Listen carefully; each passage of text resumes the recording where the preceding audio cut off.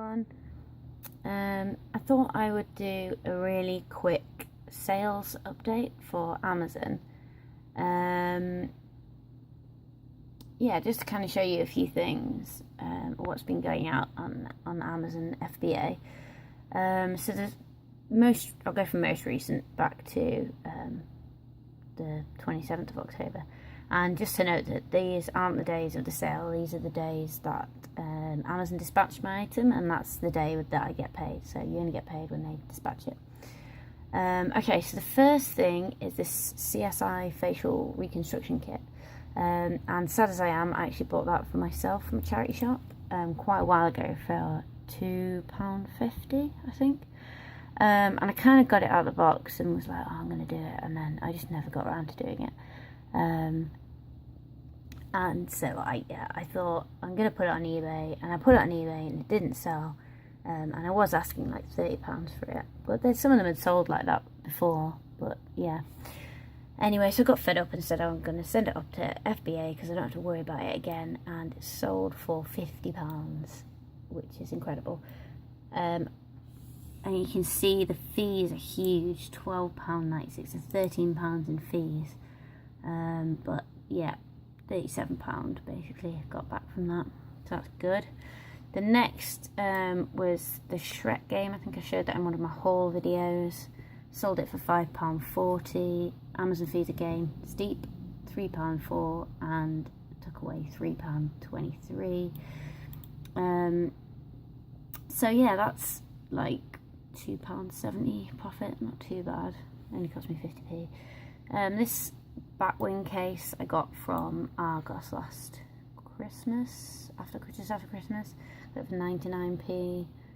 Sold it for £9.50, and then I take home £5.72, so that's like £4.72 profit. This Animators game, I'm trying to remember where I got it from. I have a spreadsheet where I keep track of everything, but I think I'll have paid about £2-3 tops, and I sold it for £21. The Amazon fees are so steep, £8.37, but yeah, I take away £14.59, so let's say it cost me £3, that's £11.50 back. Tennis balls were mine, Cranium was mine. Junior Pictionary, I picked that up at car boot sale for £1. I think I showed that in a video actually. I sold that for £18, £5.87 fees, so I take back £12.13. So take away £1, that's £11, and that sold really quick from when I sent it in. These wash bags were a bit of a fail. Bought them from Argos for £2.49 each. I did sell them for £7.27. But after fees, ignore that, I don't know why they do it that way around. After fees, I take £3.92, so there's hardly any profit in that. This is another retail buy. It was reduced in Tesco for £9-10. Sold it for £24, but again, high fee, £6.60, and I take home £18.27, so let's say about £8 profit on that. The Creature Comforts I got from car boot sale for £1. Sold it for £12 after fees, £7.98, so that's what, £7 profit. Sort It Out, I'm literally struggling to remember this now. I think that was in one of my first shipments out, but I'll have paid like £1-2 for it. I sold it for £11, and so £6.13 back to me, so probably only about £4 profit, not great. And then this Murder Mystery Party, I bought this off of someone from Gumtree, and they were selling that sealed and a racing night game sealed, and they're selling together for £6. So I've sold the race night one on Amazon. It went straight away for £30, so you know that was good. And then this one, I guess about £5 profit. So yeah, I just thought I'd really quickly show you some of the sales that I've had. yeah, just to show you that it's genuine, really. It's a shame that from my videos, there's only 1 or 2 bits that you actually saw, but yeah, I have been sending a lot of my own stuff into FBA as well, so yeah. Anyway, that was just for your perusal. Thanks for watching. Excuse all this stuff being on my bed. I'm gonna add this, I'm just taking it on my phone, I'm gonna add this to the end of the video just to kind of show you how I send out my shipments to FBA. So this is kind of what I call fodder stock to go in an FBA shipment. It's the kind of things that just fit into the little gaps in the boxes. Ignore this is for me to wrap up. I think I showed this in a haul video actually. It cost me £3 and I've sold it on eBay for 30, so I need to package it up and get it on its way. Yeah, so I mean, these are like the fodder bits that I will fit in all of the little gaps. And then this is what kind of a shipment looks like. It's a pretty big box. I picked it up from outside where I work. Yeah, and it's absolutely full. Excuse my hand shaking loads. Wow, there we go. I mean, there's a couple of things there that you can see that I picked up from charity shops or car boots and stuff.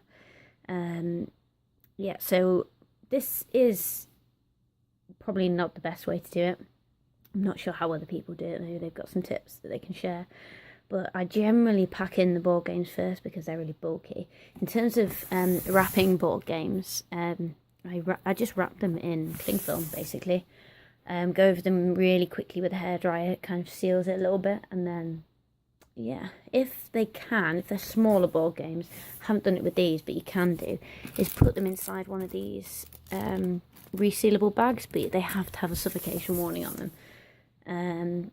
Other things like this box game I haven't put in a bag because I just feel that it's compact enough together, it's not going to fall out. Yeah, so that is kind of what a shipment looks like. I think I've got a bit of it. And then, yeah, any kind of spaces afterwards I'll fill with these airbags, or just with bubble wrap or anything that I can find, really. There are regulations on what you can use, so you can't just, or at least not that I'm aware of, you can't just fit loads of like newspaper in there. But yeah, they're happy with those airbags, and I do buy stuff from Amazon quite a lot as well, and you just get so much of that stuff packed away in the boxes that I haven't needed any extra since, and I fill these boxes up really big, like massively full, I should say. One of the other things that I worried about when I first started sending shipments up is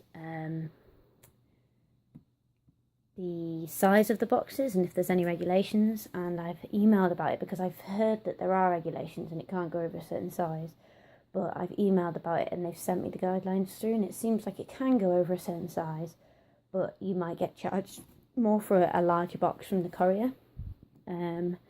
This box is probably going to cost, I don't know, it's looking like it's going to be heavy, maybe 15 if I'm lucky, 20 if I'm not lucky. It goes on the weight, but the most expensive box I've sent so far has been £15, which you kind of have to think about as well in terms of the cost of selling on Amazon, because the fees are really high, but also you do have to ship the stuff to them, so you're paying a shipment fee and you're paying all the extra fees, including Amazon's fee to ship to the buyer. But it's because you get a premium price and you don't have to have all of this stuff in my house. I can just send it off and not worry about it again. I'm not moving the camera around because I don't want to show you like my bedroom. Maybe I'll whip it over here for a change of scenery. What was I going to say? There's something else. I have such bad memory. Oh yeah, I just wanted to talk quickly about what happens if they damage or lose an item or something along those lines. So I've had 2 things so far that have been damaged. The first one was a board game which I sent up, and they said that it arrived damaged. I'm not sure how it's happened or anything like that. It's the only time it's happened to me. And they said it was damaged they said it was damaged when it arrived, and they think that it was damaged when I sent it. So I'm not sure what the situation is there, but I've asked, and you have to pay for it if you want it back, or you can pay like 20p to destroy it. But because it's the first time it's happened to me, I've asked and paid for it to be sent back to me. So I'll do an update video on what that looks like when I get it back, because I have no idea what it's going to be. And the other thing is that they sent me an email to say that they'd lost and damaged, they damaged basically another product. It was like, you know when you go swimming and you put like a nose plug thing on? It was just one of them, so it's a really cheap product. And they kind of gave me £2 something for it, and I haven't looked into it properly yet, but I don't think that's what I was asking for on Amazon. It might have been, but I don't know. Anyway, I need to check that out as well. But basically they've paid me money because they've said that they're the ones that have damaged it, so I guess they must have a policy on it. Anyway, yeah, so I just wanted to do a really quick video on what I do to send shipments to Amazon. Yeah, thanks for watching. Hey everyone, just to kind of add to what I was talking about before, I have gone onto Amazon and I've scanned everything in. I use a little hand scanner like this, that it saves so much time. It saves having to write down the individual barcodes every time.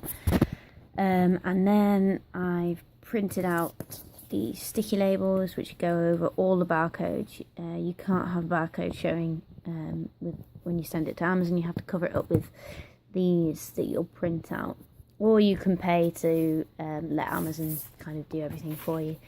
And I've always kind of took the thought that I'll just label it myself, but it is a bit of a bind if you have so many different things. I mean, most of the stuff that I have here is all different. I only have 1 or 2 things where I have 2 of the same item, so it does take a long time to kind of, A, to put them on Amazon, and then B, to print off the labels and individually stick it to every single one. But I thought I'd show you.